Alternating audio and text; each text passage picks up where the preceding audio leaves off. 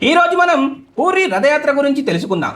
మన దేశంలోనే కాదు, ప్రపంచం మొత్తంలోనే అత్యంత పురాతనమైన పెద్దదైన హిందూ రథయాత్ర పండగ ఏదైనా ఉందంటే అది పూరి రథయాత్రని. ప్రతి ఏడు ఆషాఢమాసం శుద్ధ విదియ నాడు ఈ పండగ జరుపుకుంటారు. ఒడిశా రాష్ట్రంలోని పూరి జగన్నాథుని పట్టణంలో ఈ రథయాత్ర ఎంతో ఘనంగా వైభవంగా జరుగుతుంది. ఈ పండుగలో జగన్నాథుడు, ఆయన అన్న బలభద్రుడు, చెల్లెలు సుభద్ర, ఈ ముగ్గురు దేవులను వేలాది మంది భక్తులు కలిసి పెద్ద పెద్ద రథాల మీద కూర్చోబెట్టి బడావండా మీదుగా గుండీచా గుడికి రథాలని లాక్కొని తీసుకువెళతారు. అక్కడ వారం రోజులు ఉన్నాక మళ్ళా తిరిగి జగన్నాథుడి గుడికి తీసుకువస్తారు. ఈ తిరుగు ప్రయాణాన్నే బాహుడా యాత్ర అంటారు. గుండీచా గుడి నుంచి వెనక్కి వచ్చేటప్పుడు ఈ ముగ్గురు దేవుళ్ళు దారిలో మౌసీమా గుడి దగ్గర కాసేపు ఆగుతారు. అక్కడ స్వామివారికి ఎంతో ఇష్టమైన కోడా పీఠాన్ని నైవేద్యంగా పెడతారు. అట్లా 7 రోజులు ఉన్నాక దేవుళ్ళు మళ్ళా తమ సొంత గుడికి చేరుకుంటారు. దోస్తులు, మీకోసం ఒక సరికొత్త టాపిక్తోని మీ ముందుకు వచ్చేసా. అదే పూరి రథయాత్ర గురించి అమేజింగ్ ఫ్యాక్ట్స్. ఇక మొదలు పెడదామా? ఈ పూరి రథయాత్ర చరిత్ర. ఈ రథయాత్ర ముచ్చట ఈనాటిది కాదు. మన పురాణాలైన బ్రహ్మ పురాణం, పద్మ పురాణం, స్కాంద పురాణం, ఇంకా కపిల సింహతిలో కూడా ఈ రథయాత్ర గురించి రాసి ఉంది. ప్రతి ఏడు ఆషాఢమాసం శుద్ధ విదియ నాడు ఈ పండగ జరుపుకుంటారు. జగన్నాథ స్వామి తన శ్రీమందిరం పూరి నుంచి సుందరాచలంలో ఉన్న తన కోట గుడి అయిన గుండీచా గుడికి వెళతాడు. ఈ గుడి మన జగన్నాథుడి గుడికి ఈశాన్యం దిక్కున ఒక 2 మైళ్ళ దూరంలో ఉంటది. అందుకే ఒడిశా జనాలు ఈ పండుగను గుండీచా యాత్ర అని పిలుస్తారు. ఒకప్పుడు శ్రీకృష్ణుడు బృందావనాన్ని వదిలేసి మధురలో మేనమామ అయిన కంసుని సంహరించిన తర్వాత తన కన్న తల్లిదండ్రులకు ఇచ్చిన మాట కోసం మధురలోనే ఉండిపోయాడు. బృందావనం నుంచి మధురకు వెళ్ళినప్పుడు బృందావనంలో ఉన్న గోపికలు ఆయన విరహంతో తల్లడిల్లిపోయారు. ద్వారకలో ఉండే ఆ దర్పం, హంగు, ఆర్భాటాలు నచ్చక వాళ్ళు కృష్ణుడితో వెళ్ళలేదు. వాళ్లకు బృందావనంలోనే తోటల్లో శ్యామసుందరితో ఆడుకున్న ముచ్చట్లే కావాలనుకున్నారు. ఒకసారి సూర్యగ్రహణం వేళ జగన్నాథుడు, ఆయన అన్న బలభద్రుడు, చెల్లెలు సుభద్రాదేవితో కలిసి అందరూ గ్రహణ స్నానం చేయడానికి ఆ ప్రాంతానికి వచ్చారు. దానిని ప్రతి సంవత్సరం ఇక్కడ రథయాత్ర కింద చేస్తారు. అంటే వాళ్ళ మనస్సుల్లో గుండీచా అనేది బృందావనం, స్వామివారి గుడిని ద్వారకగా భావించి పూరి నుంచి గుండీచాకి ప్రతి సంవత్సరం స్వామివారిని 9 రోజుల బృందావనానికి అంటే గుండీచాకి వెళ్తారని భక్తుల భావన. ప్రతి సంవత్సరం ఈ 9 రోజులు తన పుట్టింట్లో గడిపినట్లు అన్నయ్య బలభద్రుడు, చెల్లెలు సుభద్రాదేవితో కలిసి ఇక్కడే ఉంటారు. ఆ తర్వాత మళ్ళీ తన భార్య దగ్గరికి అంటే పూరికి వెళ్ళిపోతారన్నమాట. గుండీచా ఆలయాన్ని సంవత్సరంలో ఈ 9 రోజులు మాత్రమే తెరుస్తారు. మిగతా రోజుల్లో మూసివేస్తారు. రాధమ్మతో కూడిన గోపికలంతా కృష్ణుడిని కలిసి వాళ్ళు ఎలాగైనా కృష్ణుడిని మళ్ళా బృందావనానికి తీసుకుపోవాలని అనుకున్నారు. అందుకే కృష్ణుడు, బలరాముడు, సుభద్రాల రథాలను గుంజుకుంటూ బృందావనం వైపు నడిచారు. అనే ఈ రథయాత్ర భక్తుల మనసులోని తన తమలను చూపిస్తే ఆ గుండీచా గుడి బృందావనానికి గుర్తుగా నిలుస్తుంది.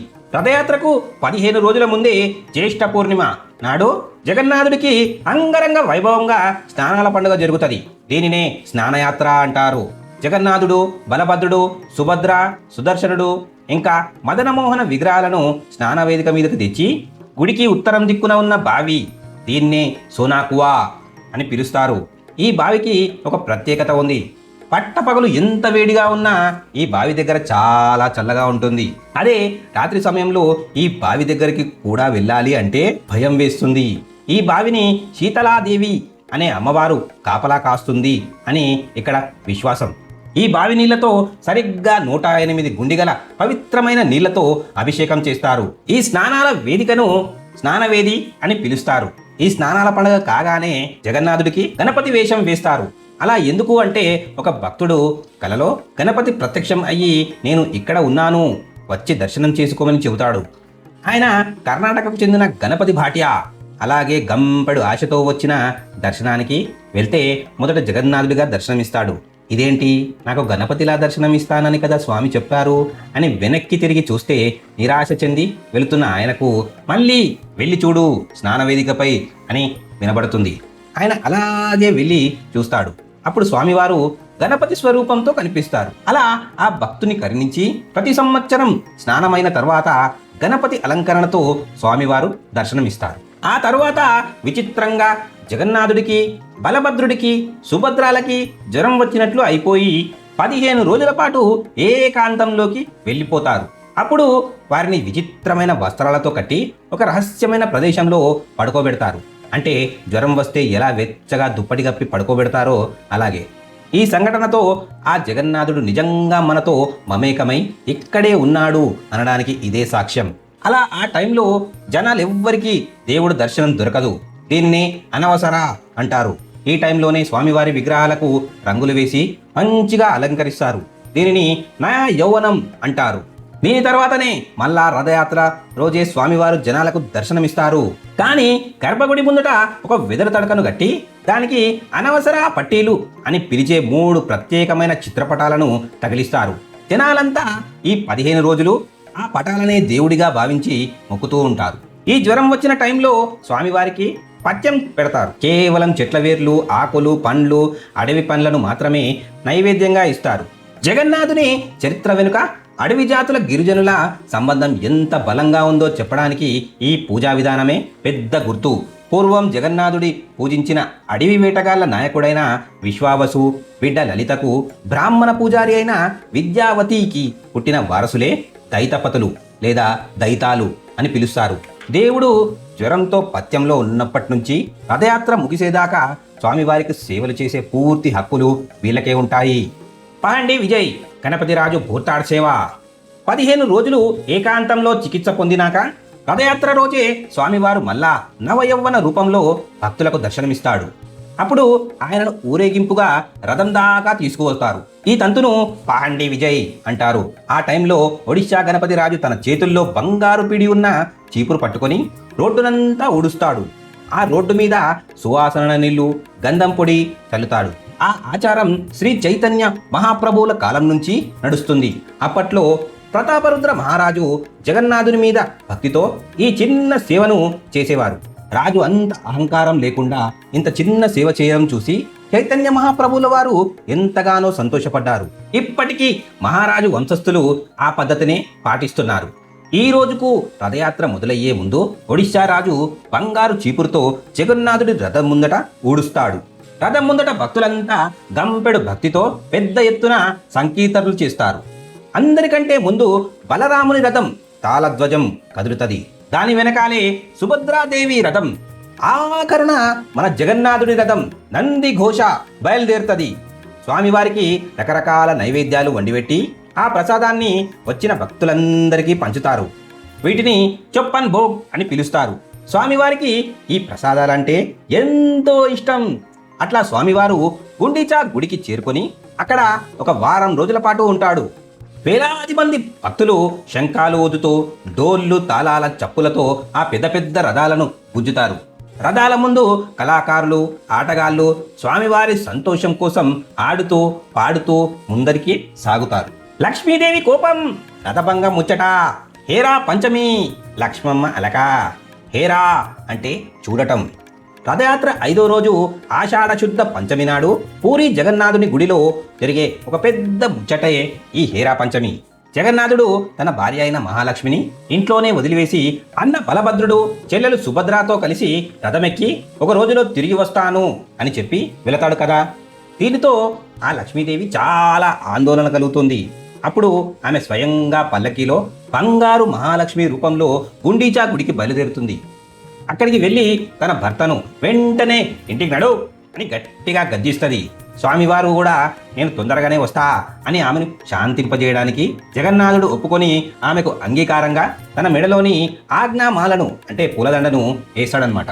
అయినా లక్ష్మీదేవి కోపం తగ్గకపోవడంతో అది చూసి భయపడ్డ సేవకులు జగన్నాథుడి ఆజ్ఞతో గుండీచా గుడి ప్రధాన తలుపులు మూసివేస్తారు. అప్పుడు లక్ష్మీదేవి లకచాన ద్వారం గుండా వెనక్కి వస్తూ కోపంతో జగన్నాథుడి నందిఘోష రథంలో ఒక భాగాన్ని ఒకే దెబ్బతో విరగొట్టి సారథి చెయ్యి విరగొట్టి ఇప్పుడైతే కోపంలో రథాన్ని విరగొట్టింది. కానీ ఆ తర్వాత ఏమైతుందోనని భయపడి గుండీచా గుడి బయట ఉన్న చింత చెట్టు వెనకాల దాక్కుంది. ఆ తర్వాత ఎవ్వరికీ కనబడకుండా హేరా గోహ్రీ లేన్ అనే సందుగుండా మెల్లగా తన సొంత గుటికి అంటే శ్రీమందిరానికి చేరుకుందట. ఈ వింత ముచ్చటను చూడడానికి లక్షలాది మంది భక్తులు ఊరికి వస్తారు. ఈ హేరా పంచమి కథ స్కంద పురాణంలో కూడా ఉంది. గుడి చరిత్ర ప్రకారం కపిలేంద్ర దేవ్ మహారాజు కాలం నుంచి ఈ ఉత్సవం ఘనంగా సాగుతోంది. అంతకుముందు కేవలం మంత్రాలు చదివి ప్రతిష్టాత్మకంగా చేసేవాళ్ళు. కానీ కపిలేంద్ర మహారాజ్ కాలం నుంచి బంగారు లక్ష్మీదేవి విగ్రహాన్ని తయారు చేయించి ఈ ముచ్చటను నిజంగా జరిగినట్లు ఊరేగింపుగా చేయడం మొదలుపెట్టారు. జగన్నాథుడు, బలభద్రుడు, సుభద్రల కోసం ప్రతి ఏడు కొత్త రథాలనే తయారు చేస్తారు. ప్రత్యేకమైన చెట్ల కలపను మాత్రమే వాడతారు.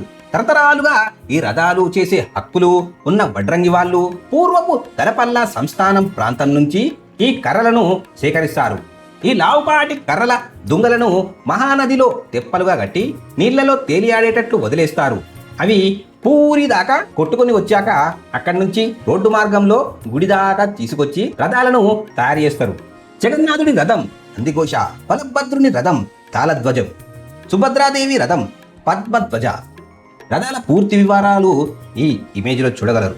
వందల ఏళ్ల నుంచి వస్తున్న పద్ధతి ప్రకారమే ఈ మూడు రథాలను ఎంతో ముచ్చటగా అలంకరించి గుడికి తూర్పు దిక్కున ఉన్న ప్రధాన ద్వారం, దాన్నే సింహద్వారం అంటారు. ఆ సింహద్వారం ముందట విశాలమైన రోడ్డు మీద ఈ మూడు రథాలను వరుసగా నిలబెడతారు. ప్రతి రథం చుట్టూ 9 మంది పార్శ్వదేవతలు ఉంటారు. అంతేకాకుండా ప్రతి రథానికి ఒక సారథి, 4 గుర్రాలు కూడా ఉంటాయి. రథాల తయారీ పనులు మొదలుపెట్టే ముందే మనకు చందన యాత్ర ఉంటుంది. ఇది మొత్తం 42 రోజుల పండగ. దీని 2 భాగాలు అంటే 21 + 21 రోజుల చొప్పున విడగొడతారనమాట. ఒకటి ఫస్ట్ది పాహర్ చందన్, మొదటి 21 రోజులు. ఈ టైంలో దేవుళ్ళ తరపున ఉండే ఉత్సవ విగ్రహాలను కలర్ఫుల్గా ఊరేగింపుగా బయటకు తీసుకొచ్చి నరేంద్ర చెరువుల రోజు పడవ ఊరేగింపు చేయిస్తారు.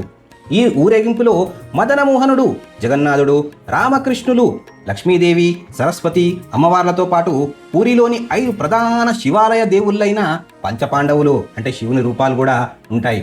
చెరువు మధ్యలో ఉండే చిన్న గుడిలోని రాతి తొట్టెల్ల నీళ్లు, గంధం, సువాసనలు, పూలు వేసి దేవుళ్లకు స్నానాలు చేయిస్తారు. బీతర్ చందన్ తర్వాతి 21 రోజులు. ఈ రోజుల్లో జరిగే పూజలు, తంతులు చాలా గుప్తంగా ఉంటాయి. వీటిని చూడడానికి జనాలకు పర్మిషన్ ఉండదు.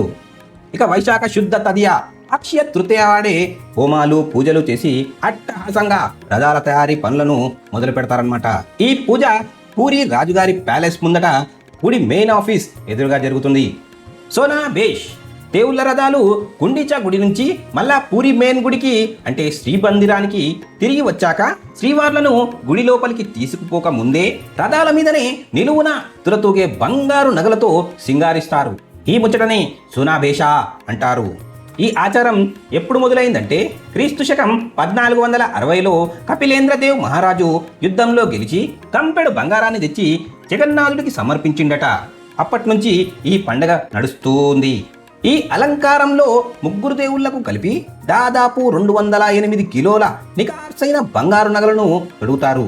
2014లో జరిగిన సునాబేషాను చూడడానికి ఒకే రోజు దాదాపు 9 లక్షల మంది భక్తులు ఊరికి వచ్చారు అంటే నమ్ముతారా?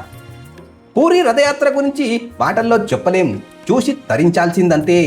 జై జగన్నాథ్. ఈ వీడియోపై మీ అభిప్రాయాలను కమెంట్ రూపంలో తెలియజేయండి. ఇలాంటి మరిన్ని ఇంట్రెస్టింగ్ విషయాలను మిస్ కాకుండా చూడాలంటే ఇప్పుడే మన ఛానల్ని సబ్స్క్రైబ్ చేసుకోండి. వీడియోని లైక్ చేయండి. మీ ఫ్రెండ్స్ అందరికీ షేర్ చేసి ఆ గంట సింబల్ని ఆన్ చేసుకోండి. జై హింద్, జై జగన్నాథ్.